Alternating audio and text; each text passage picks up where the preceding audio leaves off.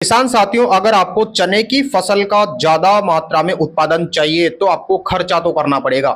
ऐसा नहीं है कि आपने भगवान का नाम लिया और मंत्र मार दिया और आपके 10-15 बोरी भर गई एक बीघा में। यानी आप अपने खेत में ज्यादा सोचते ऐसा है आपकी 10 बोरी भर जाए, 15 बोरी भर जाए बिना खर्चे में। तो आज के ज़माने में ऐसा संभव नहीं है।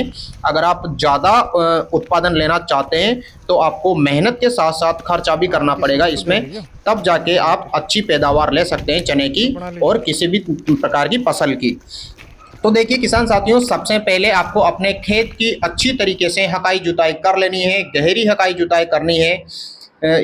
अगर आपकी हकाई जुताई अच्छी है तो उसमें जो शुरुआती विकास है पौधे का, जड़ों का, और यानी अच्छी तरीके से होगा। अगर मैं खाद की बात करूं तो मैंने 3 तरीका आपके लिए दिया है, बाकी आपकी इच्छा है, आप जैसा चाहे वैसा खाद डाल सकते हैं और मेरे हिसाब से मैं आपको बता रहा हूं। तो देखिए जो पहला फॉर्मूला है उसमें आपको 1 हेक्टेयर के हिसाब से बता रहा हूं मैं, और ये आपको डालना है बुआई से पहले, चने की बुआई से पहले अंतिम जुताई में अपने खेत में डालना है इनको।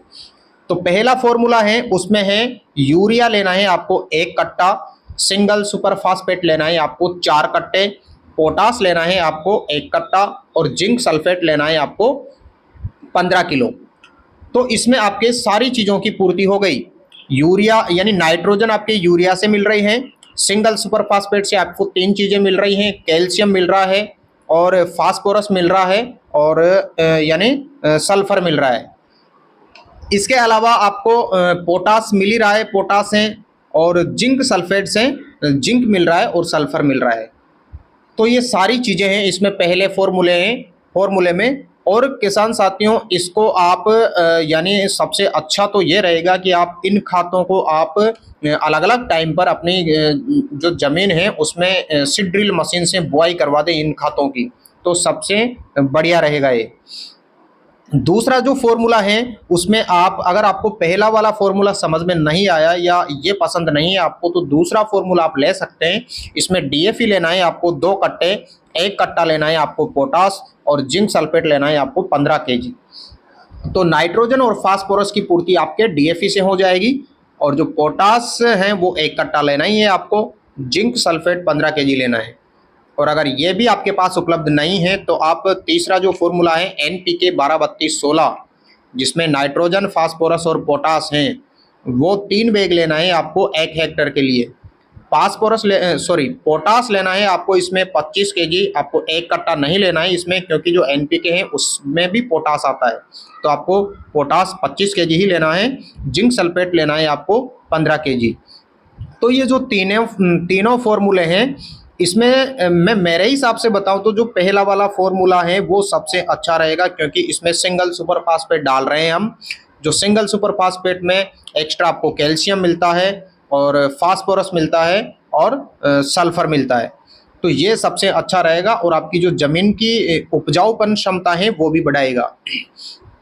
किसान साथियों, इसके अलावा अगर मैं इसकी बुआई की बात करूं तो चने की ज़्यादा अगेती बिजाई ना करें आप, क्योंकि अगेती बिजाई में अक्टूबर में तो कम से कम आप बिजाई करने से थोड़ा बचें।